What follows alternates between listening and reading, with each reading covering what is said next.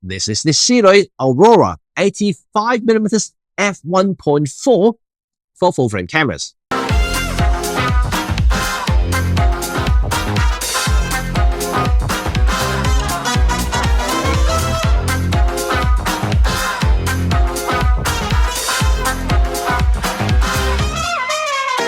Hi, it's Cheng here from RED35. Today we are going to look at Sirui's Aurora 85mm f1.4 full-frame cameras. Well, previously I've reviewed a ton of Sirui lenses in the past. Whether it's for micro four thirds cine lenses or APS-C autofocus lenses. They are all interesting, budget-oriented, very good for some of the lenses. Some probably not so much so. However, this, in my eyes, it's an interesting proposition here, but not without some downside, which I'm going to discuss towards the end of the video, because it's agonizing. It's so close, yet so far.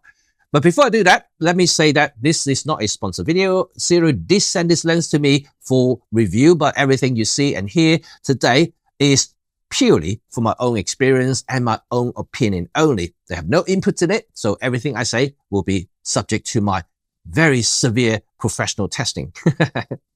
So first, let's have a look at the build quality of the Aurora. What do I think? Well, right out from here, it certainly builds very good.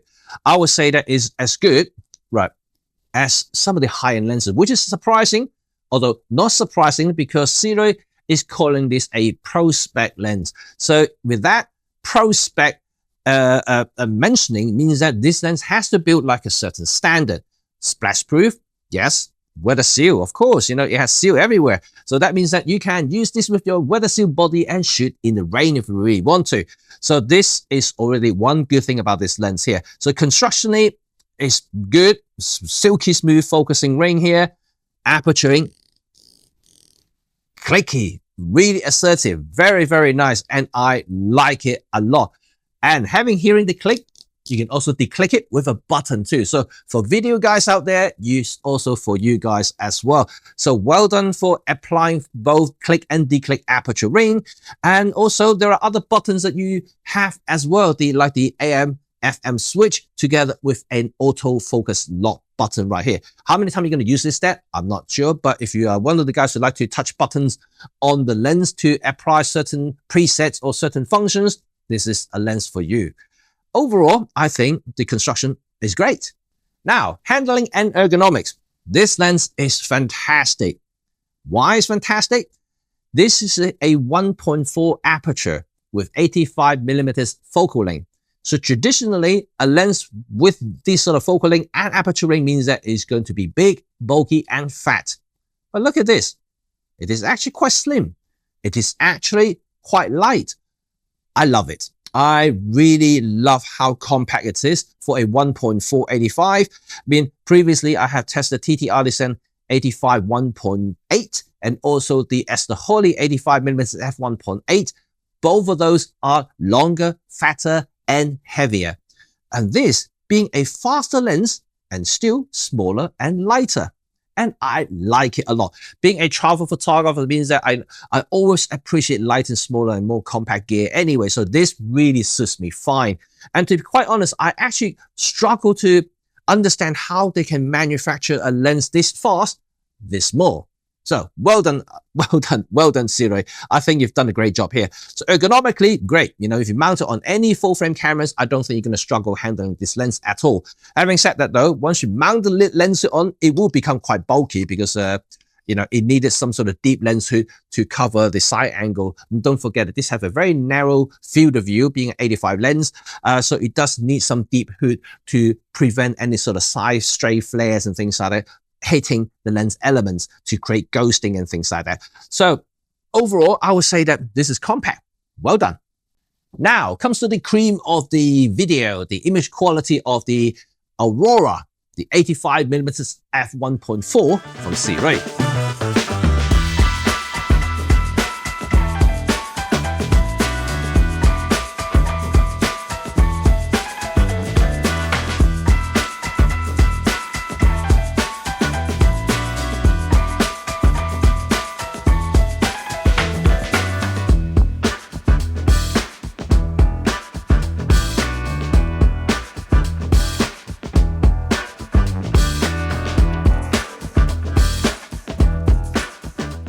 Well, as you can see, the lens is very sharp, very sharp. I shot a lot with this lens at 1.4 or between 1.4 and 2.8. And I found the images to be extremely sharp, especially in the central region. Edges does suffer a little bit, but I wouldn't say it's terrible. But being a portrait lens means that it's very unlikely you're going to do off composition here or off-center composition. So you're not going to encounter too much of a problem unless you are one of those very quirky photographers who would like to place a subject really in the extreme corner and still shooting wide open. But I'm not that type of photographer. For me, so personally, this is okay. But if you do want to do edge-to-edge sharpness for your landscape work and things like that, just stop it down to f5.6 and 6.3. You will achieve that without a doubt. Another good thing about this lens is the rendering of it. I mean, like I mentioned many times about rendering and how it affects the overall results that I would like to see in an image. The Aurora is actually pretty darn good. I would say it's probably as good as some of the more modern lenses. I wouldn't say it's top-notch, like you can compare with some of the high-end professional lenses from Sony G Masters or the Nikon or the Canon or even some of the Fujinon lenses. But, you know, given the price, it's just way up there. You know, you can beat anything that has a similar sort of price range without a doubt, you know. And being a 1.4 as well, you're getting quite a bit of light as well. So I think overall, the rendering of this lens is really good. And speaking of rendering, the bokeh bore is quite round. Of course, it does still have some cat's eyes in the edges, but I wouldn't worry too much about that. If you want septic separation, this lens gives you plenty of it.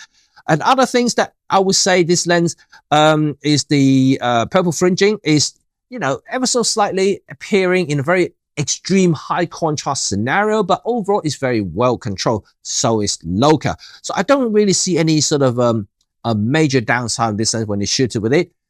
But there is one thing that I would like to highlight to your attention, and that is the distortion of the Aurora. It has a very severe pincushion distortion, which is quite rare in the medium tele category because all the lenses I've tested with this sort of 85, 75 categories are all very well optically corrected, right? Even without lens profile correction. So it is quite interesting to see a lens from, you know, this day and age have that much distortion. But the saving grace is that it is a pincushion, not barrel distortion. If given a choice, I would always have the pincushion than the barrel distortion, because when you do correct the frame in post-production, you're simply just stretching the frame up and down, left and right, and trim off the excess. So you're not technically losing pixels. Barrel, on the other hand, you have to squeeze it back into the frame. You're always going to lose a little bit top and bottom, left and right. So essentially, you have to crop the image in a little bit, losing about 4 to 5% of the frame. And this, on the other hand, you're not really losing anything. You just have to, manually correct it in post, which is not really a big deal, but I just want to highlight to you guys because it is quite rare to see, you know, distortion in the medium tele lens category in any time in 2025.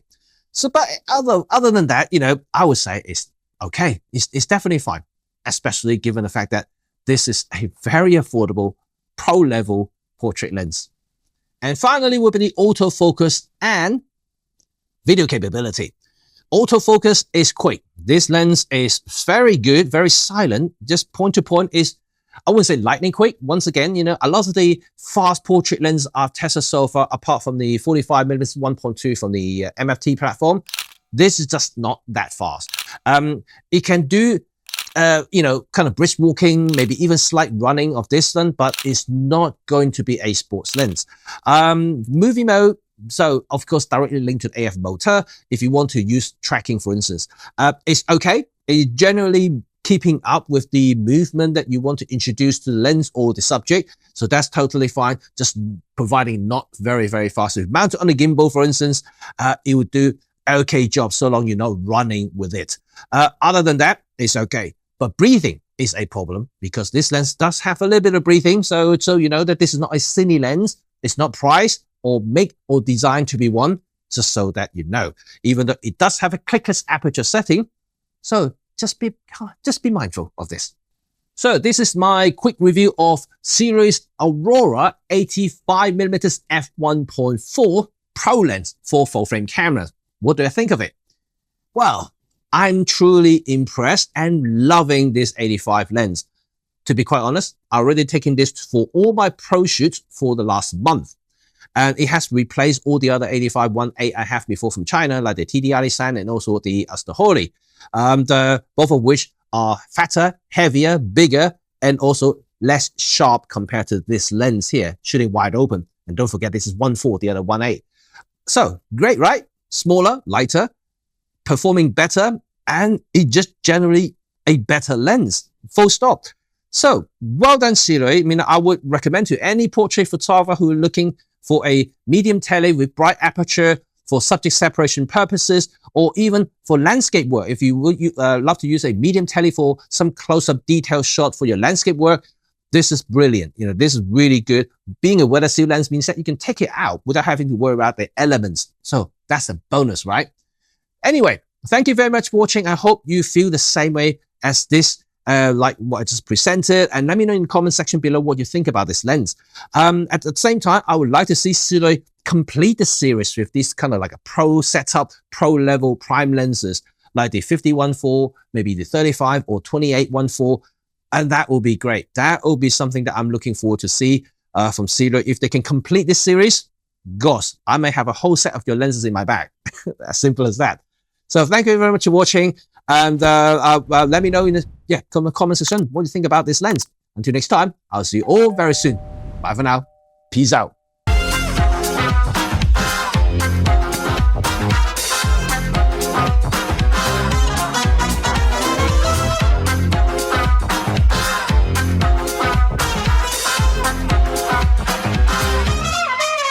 Welcome to the bonus sections, and I really genuinely love this portrait lens right here. The Aurora is just so small and compact and fast. I like fast lenses, not just because for separation purposes, but it gives me the flexibility in any sort of lighting scenario, lighting situation. Sometimes I shoot in the dark, that means I can just open it up. And even if not, and when I shoot portraits, if I want just a little bit of subject separation, depending on the distance between me and the subject, I can use 1.4 or stop it down to 5.6. And it still give me a lot of separations being a full frame lens. So that is okay for portrait work. And being a weather seal lens means that I now don't have to worry about elements as such, because all the other 85 I had before are not weather seal. They're just, basic consumer lenses.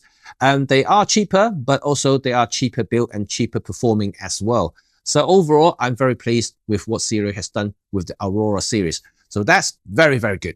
So let me know in the comment section below. And as I said, I have so many gears I haven't been able to or had the time to review over the past couple of months because I've been so busy. So I'm really just trying to catch up right here. I've been using the lenses, so I have a lot of samples already gathering up. I don't really have the time to do it. So, but now I'm slowly, catching up with some of this review that I promised to do. So yeah, hopefully you guys enjoy them. Anyway, let me know in the comment section below what else you would like to see, and I'll probably hoping I will get some of those in the house and then start testing them in the future. Anyway, see you all very soon. Bye for now.